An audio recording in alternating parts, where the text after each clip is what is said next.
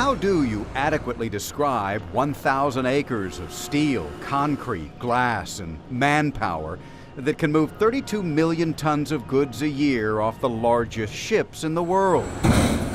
The Port of Savannah is Georgia's beehive, where tens of thousands of people have found their niche in the fast-paced world of international shipping.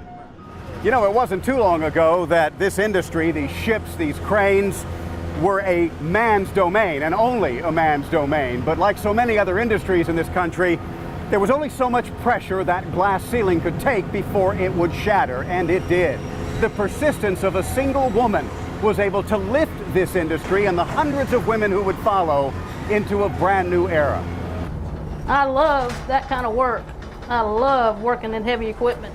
Carol Claxton came to this unique world to haul containers on 18 wheels from one end of the Port of Savannah to the other, something few women were doing when she got started in 1992.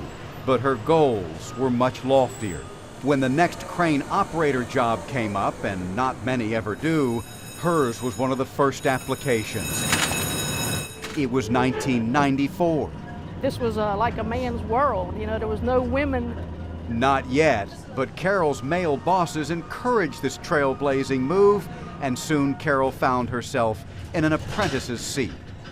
I remember going home and telling my dad, I said, I think I've bit off more than I can chew. When they first let me come up here and get in the seat and just play with the bar. Yeah. I said, oh man, I done went and done something here. I shouldn't have done this. I ain't no way I learned that.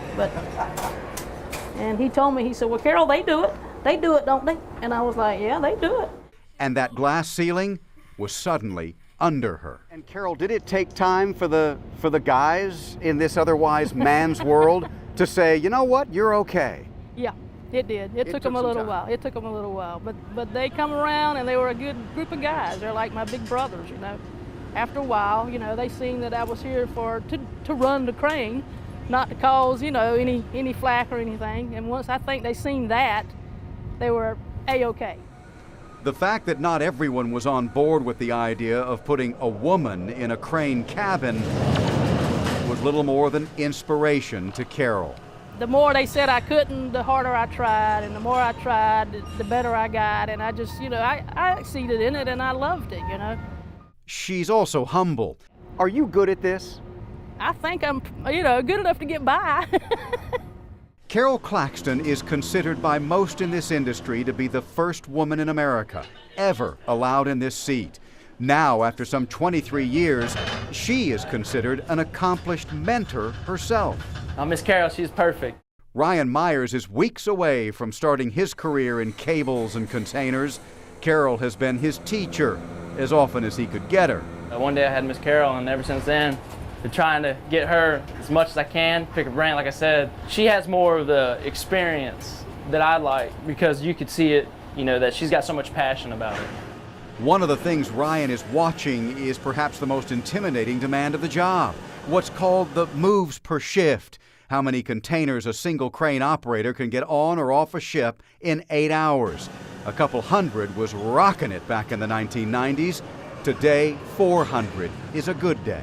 To me, it was always a mental job, not a physical job. Yet I think the perception is that port jobs in general are about strong hands and strong minds, and that's a man's thing, right? Yeah, if you want to go there, yeah. Carol never had to go there, working here.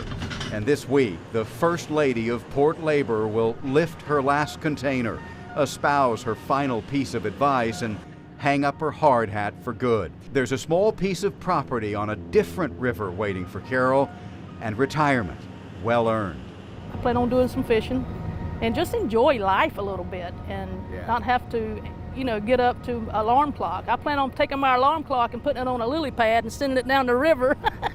And there will no doubt be plenty of women who can pick up the slack where a pioneer like Carol Claxton warmed the seat.